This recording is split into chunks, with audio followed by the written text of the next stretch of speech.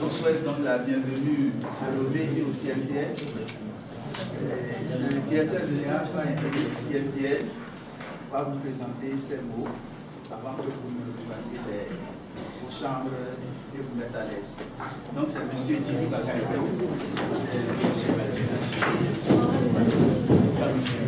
Bonsoir et bienvenue, chers amis. Ça va chez vous? Et le voyage?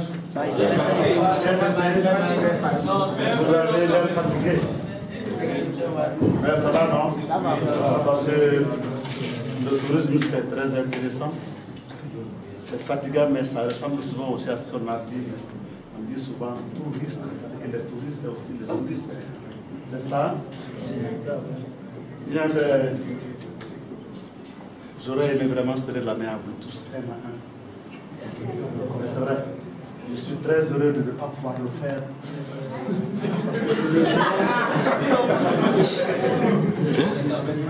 Parce que j'aime le nombre, j'aime une salle pleine.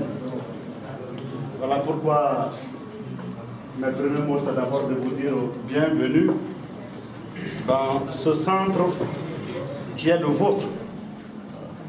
Parce que la lecture du courrier que j'ai lu ces derniers temps, c'est que vous devrez être des gens qui sont dans une école de formation en télécommunication. Oui ou non? Oui. Merci beaucoup. Ici, donc, c'est votre centre. Je peux donner ma tête à couper. Que parmi vous, il y a des futurs experts qui vont travailler dans ce centre. Comment ça?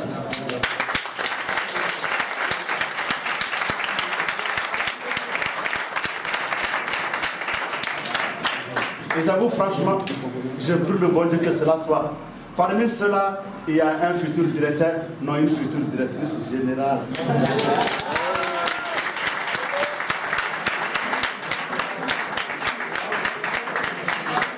Mesdemoiselles, mesdames, je vous donne la priorité pour ce souhait. Mais mes chers amis, non, ne soyez pas jaloux.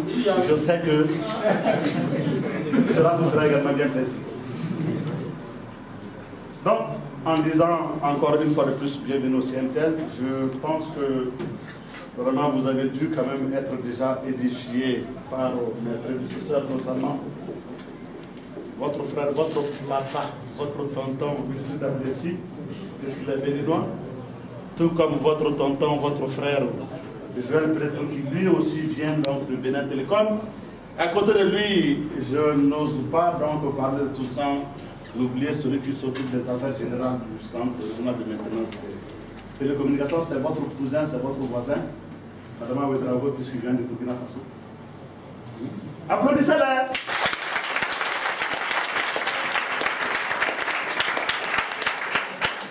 Merci. C'est vrai, je suis désolé par rapport à ce qui vous est arrivé, tout ce qui m'a fait tout de suite le compte rendu. Vous avez dû tourner un peu en rond dans la ville avant de trouver les lieux. Il faut reconnaître que, c'est vrai, nous sommes enfants très grands, mais peut-être visiblement que nous ne sommes pas bien grands.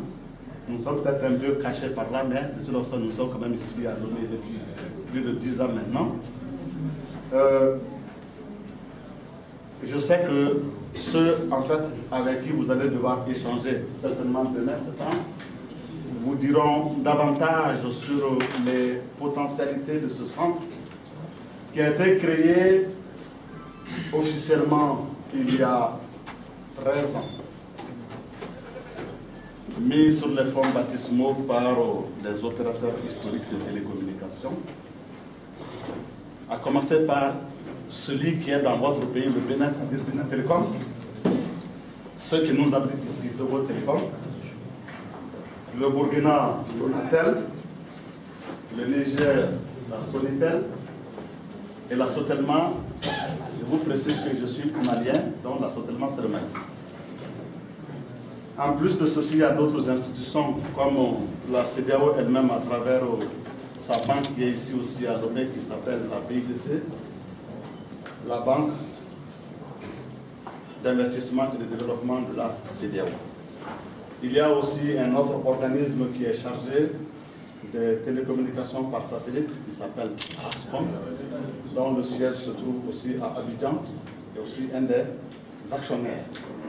Voilà, en fait, présenter un peu l'actionnariat, ceux qui ont été à l'origine de la création de ce centre, dont les missions donc, se résument en principalement 3. Comme son nom l'indique, c'est un centre de maintenance, on fait la réparation. Et la deuxième activité, c'est l'ingénierie conseil. Voilà, nous avons déjà intervenu dans ce domaine sur plusieurs projets au Bénin, notamment lorsque était mis en œuvre le projet de fibre optique entre le Bénin et ses pays voisins de l'UEMOA. C'est le centre de maintenance des télécommunications qui a assuré la surveillance des travaux. Nous n'avons pas totalement fini l'une des missions que nous avons encore en cours au Bénin, qui porte sur la couverture intégrale du territoire national par les signaux de télévision et de radiodiffusion. Alors, l'autre activité, c'est la formation. Et je pense que c'est dans le cadre d'ailleurs de la formation que vous êtes là. Bien sûr qu'à travers cette visite, vous avez effectivement donc, vous aurez l'occasion donc d'en apprendre par rapport à tout ce que nous faisons comme activité. Donc c'est la maintenance, l'ingénierie conseil et la formation.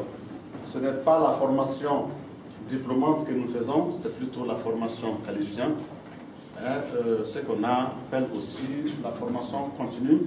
Ce sont des séminaires donc, de qualification de 1 à 2 semaines. C'est ce que nous faisons ici.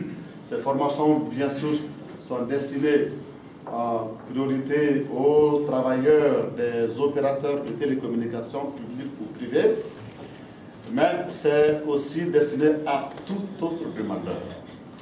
Au jour d'aujourd'hui, après 10 années quand même d'expérience, nous nous sommes fait connaître, pas seulement donc dans la sous-région, puisque nous avons des clients aussi en Afrique centrale, comme même en Afrique de l'Est.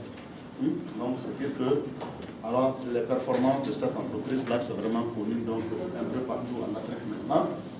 Et voilà, nous sommes toujours dans notre période, dans notre phase de croissance.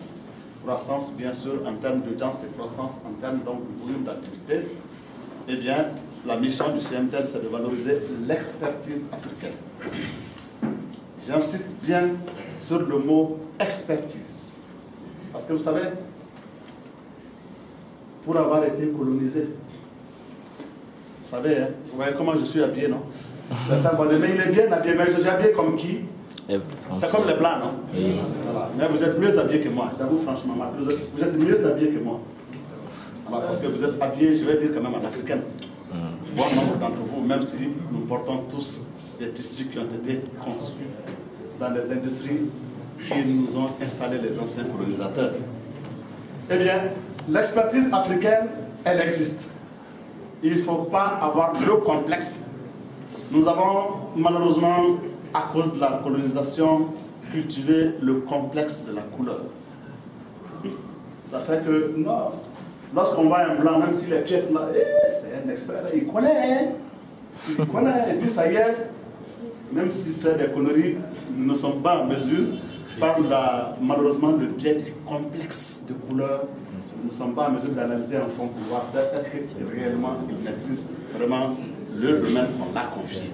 Donc on se retrouve malheureusement en Afrique à beaucoup d'occasions, beaucoup de personnalités qualifiées d'experts, mais qui commettent tellement de gaffes qu'après on se pose bien des questions. Mais alors, comment il a été recruté? Bref, vous êtes tous des experts en herbe.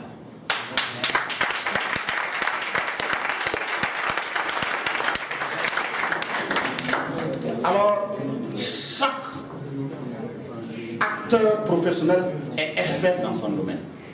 Mais si vous ne lui donnez pas l'occasion qu'il prouve son expertise, vous allez en fait le piétiner chaque fois et ce ne sera pas bon. Donc voilà, la mission du CMTL, c'est vraiment l'expertise africaine dont il s'agit de mettre en œuvre. Voilà pourquoi au début je disais que parmi vous, je vois déjà les futurs experts du Centre régional de maintenance des télécommunications. Encore une fois.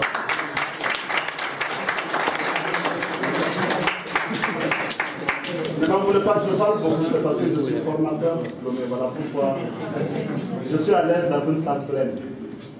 quand elle est vide, vraiment c'est la nostalgie, mais quand elle est pleine, c'est vraiment l'extase. Et en regardant vos yeux, j'avoue franchement que vous m'insufflez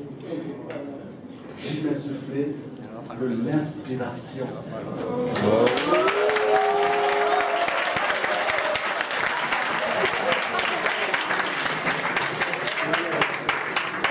J'étais en train de partir à la maison quand on me dit non, arrêtez, il y a vraiment des gens très importants qui viennent d'arriver. Écoutez, je suspends ma sortie pour venir quand même partager quelques expressions avec vous. Donc, je voudrais m'arrêter là parce que, comme je vous l'ai dit, un formateur, s'il a la diarrhée verbale, c'est mon cas. Donc, vous allez pouvoir m'excuser. Je vais m'arrêter là pour vous dire encore vraiment merci de l'intérêt que vous avez manifesté pour ce centre. Ce centre ne vaudra que ce que vous en ferez donc dans l'avenir. Nous avons commencé, mais nous sommes vieux. Dans quelques années, nous allons aussi passer à la retraite. C'est le moment où vous aurez l'occasion donc d'être vraiment aguerri dans l'expertise donc du CMDL afin que vous puissiez servir toutes les causes encore dans le domaine dans lequel vraiment vous avez opté. Je vous dis sincèrement, vous savez pourquoi j'ai dit les femmes? Parce que dans le domaine technique là, elles ne sont pas nombreuses. À l'école là, elles sont dans les matières littéraires. Mais quand je vois qu'il y a beaucoup de filles dans le domaine technique, j'avoue sincèrement que je suis très content. Les garçons ne sont pas gentils.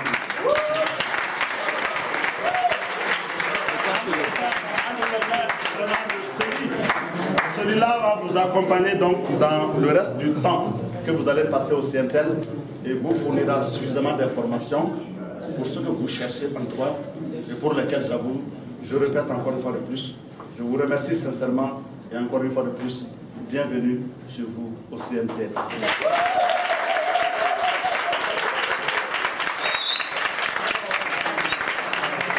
Allez, au revoir. Au revoir à tous. Au revoir, monsieur.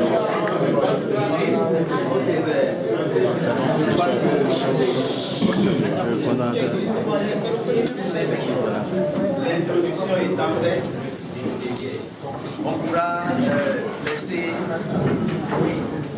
les étudiants, en attendant que le commissionnaire ne revienne, vous pouvez vous mettre à l'aise dans la cour du CMTL, parce que là, c'est vraiment prévu pour au plus 20 personnes, et nous avons dépassé 3 ou 4 fois ce qui est prévu. Oui, il y avait un droit.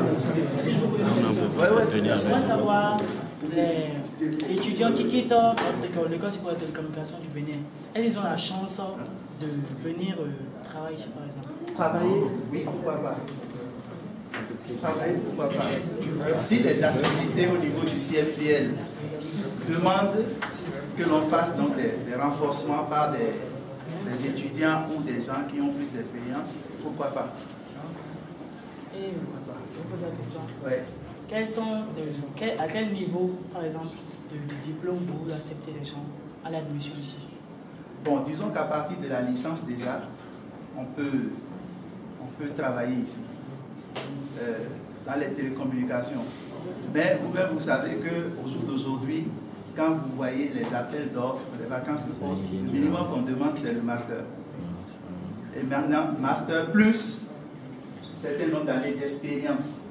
Donc, à vous de profiter de tout ce que vous aurez comme opportunité pour faire des stages, pour pouvoir les valoriser lorsque on va demander telle personne.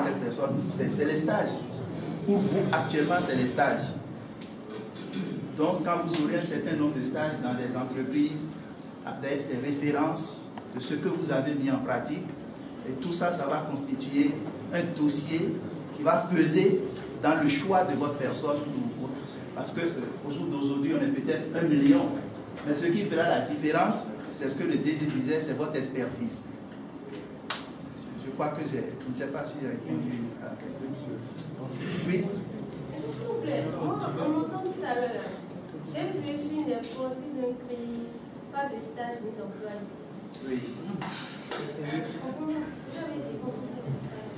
Oui. On a écrit pas de stage ni d'emploi dans certaines conditions. Si vous montez comme ça, je veux un stage, là on ne prend pas. Mais dans des cursus d'université, ou c'est votre professeur qui, après négociation, dit voilà, vous avez telle compétence, vous voulez approfondir tel domaine et tel domaine. Là, c'est une négociation entre l'université et le CFPL. Mais quelqu'un qui monte ou bien qui vient que je veux un stage, on passera la journée à recevoir des je veux de stage, je veux de stage. C'est pour ça que vous dites non, il n'y a pas de stage. C'est compris?